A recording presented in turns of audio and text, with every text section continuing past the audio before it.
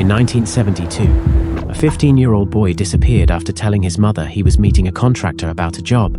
He was never seen alive again. This was just the beginning of John Wayne Gacy's 6-year killing spree, where he lured young men with promises of work or shelter before torturing and murdering them. But what turned this successful businessman into a monster? The answer lies in a childhood filled with brutality, a father's relentless abuse, and a mind that twisted pain into violence. Hello guys, I'm Z and welcome back to another video. Today, we're talking about one of the most infamous serial killers in the entire history of the US and the world, John Wayne Gacy. We'll dive into the deep secrets of the story and cover all the details from the beginning, starting from his character twists to his execution. So, without further ado, let's get into it. John Wayne Gacy's childhood was shaped by constant physical and emotional abuse from his father. The elder Gacy called his son dumb and worthless, often beating him with a razor strap for minor infractions. He ridiculed young John for enjoying activities he considered feminine, like cooking or arts and crafts. This relentless shaming planted early seeds for Gacy's later violent expressions of masculinity. A congenital heart condition further isolated Gacy during his formative years. At age 11, he suffered a head injury from a swing accident that triggered epileptic seizures, conditions his father mocked as weakness. Neighborhood children recalled Gacy being left out of sports and social activities throughout elementary school.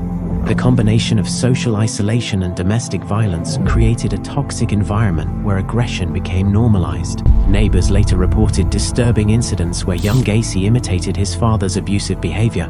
He was seen choking neighborhood cats until they passed out, then reviving them to repeat the process. When confronted, he claimed the animals liked the game. Child psychologists note this mirrored classic symptoms of conduct disorder, a precursor to antisocial personality traits. The family home reeked of alcohol and unpredictability. Gacy Sr. would swing between violent outbursts and periods of ignoring his son entirely. During one drunken rage, he threw a chair at 14-year-old John hard enough to leave bruises. Yet school records show Gacy maintained straight A's, the one area where he could temporarily earn his father's approval. This created impossible standards that fed his growing resentment. Forensic psychiatrists analyzing Gacy's childhood identified key triggers for his later behavior. The constant belittling of his masculinity led to hyperfixation on proving dominance. Seizures and health issues deprived him of normal adolescent experiences, stunting emotional development. Most critically, witnessing and experiencing violence rewired his understanding of human relationships as transactional power struggles. By his late teens, Gacy had developed two survival strategies that would define his adulthood. Publicly, he perfected a cheerful, ingratiating persona to mask his anger. Privately, he began fantasizing about controlling vulnerable individuals, preliminary flashes of the predator he would become. The only time his father ever praised him was when Gacy fought back during beatings, cementing violence as his primary language for self-worth. When Gacy left home at 18, he carried unresolved rage along with his belongings. His first stop was Las Vegas, where he worked as a mortuary attendant, a job that gave him unsupervised access to corpses. Colleagues noticed he volunteered for the night shift whenever young male bodies arrived in the morgue.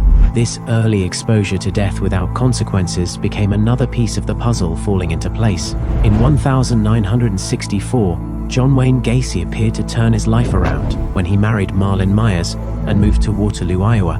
His father-in-law owned several KFC restaurants, which Gacy managed successfully. To outsiders, he embodied the American dream, a young husband with a steady job, a home, and civic involvement through the JC's organization.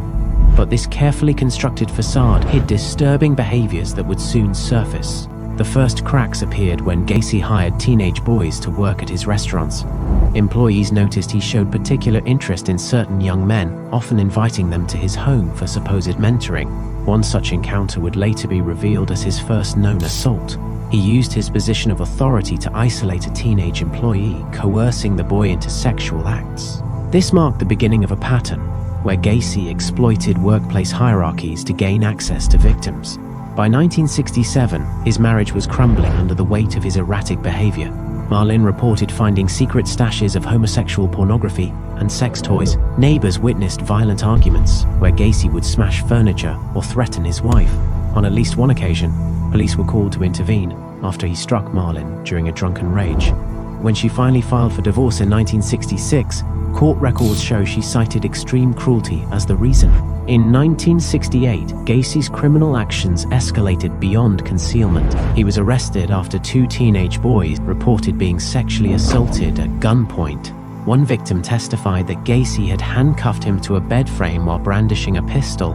The trial revealed graphic details about the assaults, including Gacy's practice of forcing victims to watch pornographic films beforehand. Despite overwhelming evidence, he pleaded not guilty, claiming the encounters were consensual. The jury saw through this defense and convicted him on sodomy charges.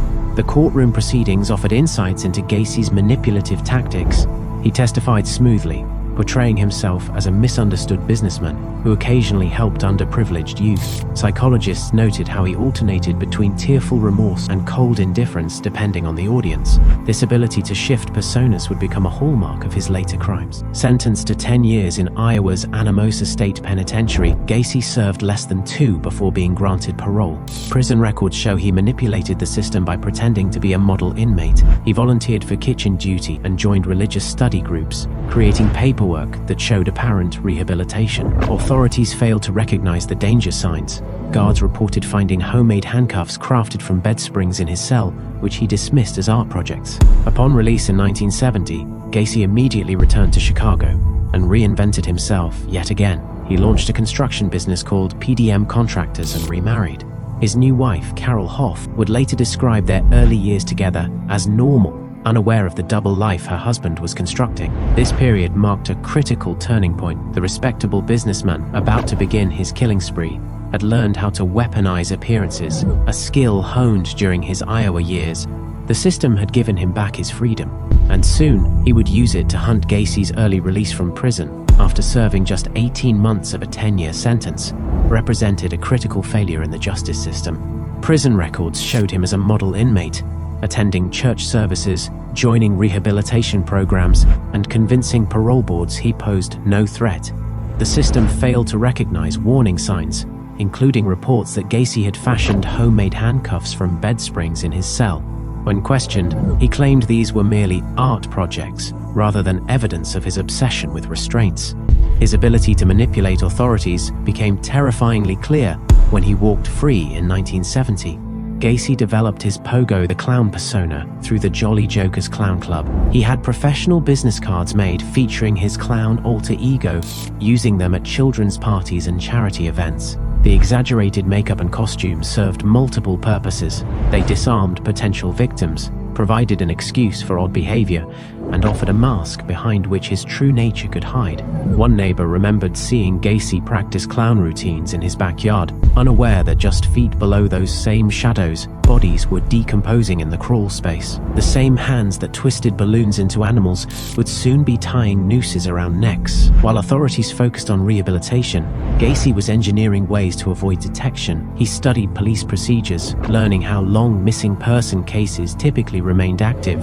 His dual life as contractor and clown gave him social camouflage, while his knowledge of construction helped him hide evidence. Psychologists later noted how prison hadn't reformed Gacy. It taught him how loopholes in the system could be exploited. The same traits that convinced parole boards of his rehabilitation, charm, work ethic, community involvement, became tools for predation. By the mid-1970s, everything was in place. The system's failure to contain him now meant others would pay the price. The crawl space beneath John Wayne Gacy's suburban home at 82W Summerdale Avenue measured just 3 feet high and extended across nearly the entire foundation. This cramped, dirt-floored area became his private burial ground. Gacy developed a system for stacking bodies like firewood, placing each victim in a shallow trench barely 2 feet deep. He arranged them in layers, sometimes positioning newer victims atop older ones to maximize space. The first body went in during January 1972, a teenage runaway named Timothy McCoy. By 1975, Gacy had filled nearly every available inch with remains. Neighbors occasionally complained about a foul odor wafting from the property. Gacy would apologize and explain it as a sewer line issue, even paying for unnecessary plumbing repairs to maintain the ruse. The stench grew particularly strong during summer months, when heat accelerated decomposition. Investigators later learned Gacy had purchased bags of powdered lime from hardware stores, spreading it over bodies in an attempt to mask the smell and speed decay. The lime dried out tissues but ironically preserved some remains longer than expected. The crawl space's layout reveals Gacy's increasing boldness. Early victims were buried near the perimeter, but as space ran out, he interred them closer to high traffic areas. One body rested directly beneath his bedroom floor. Another was concealed under the concrete driveway.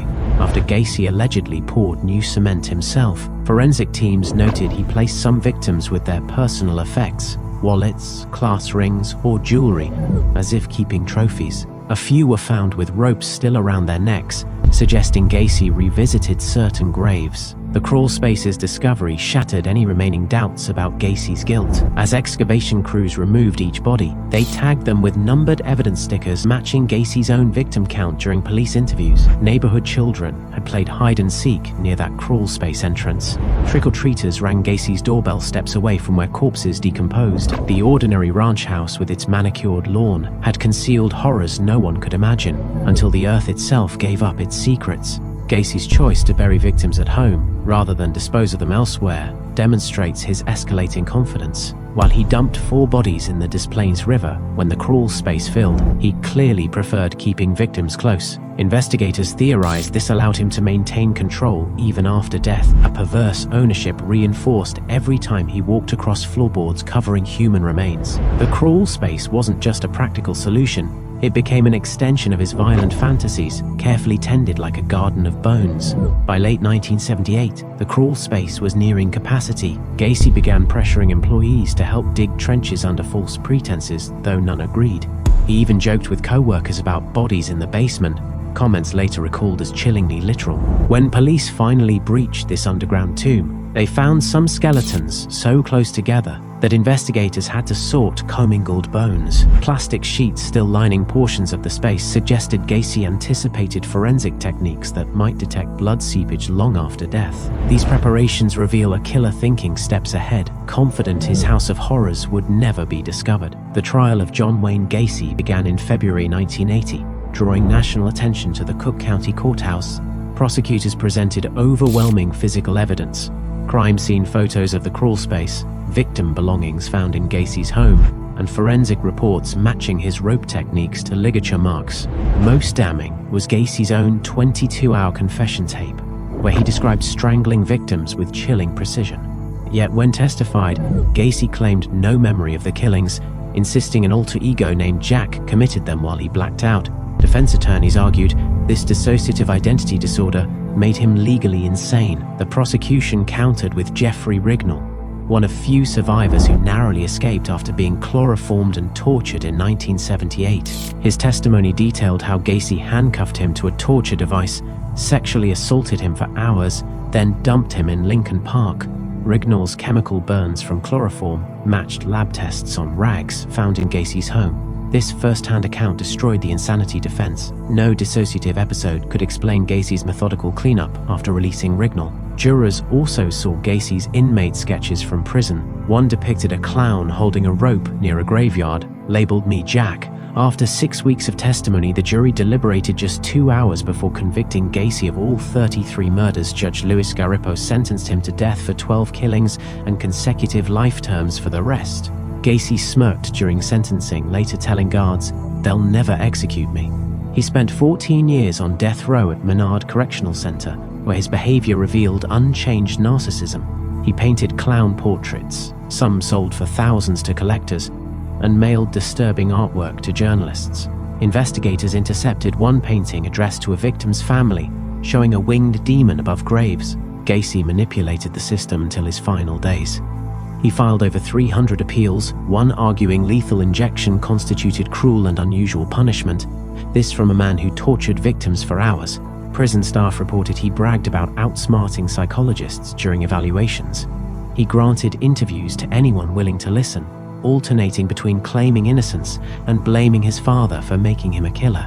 Television crews jostled to film him through cell bars, turning his notoriety into macabre entertainment. On May 10, 1994, guards escorted John Wayne Gacy to the execution chamber. He wore a bright orange jumpsuit, an ironic echo of his clown costumes. When asked for final words, he sneered, "Kiss my ass." The lethal injection took 18 minutes to kill him. Outside the prison, victim families held a candlelight vigil. Some expressed frustration that Gacy never showed remorse.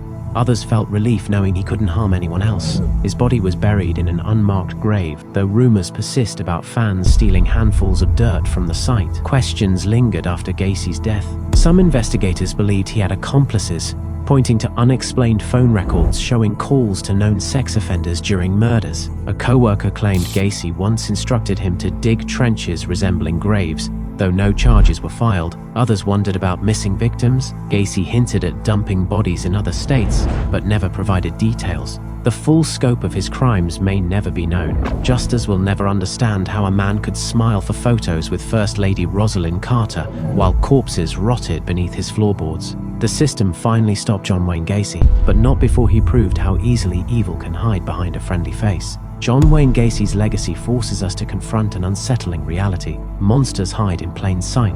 His case reshaped how law enforcement tracks missing persons, with departments now cross-referencing disappearances for patterns. Of the 33 victims identified, 8 remain officially unnamed. Young men whose families still wait for answers. Forensic teams continue extracting DNA from bones in the crawl space, matching them to cold cases decades later. These efforts remind us that behind the shocking numbers were individuals with futures stolen too soon. Their stories matter beyond being footnotes in Gacy's crimes, each a life that should have grown old.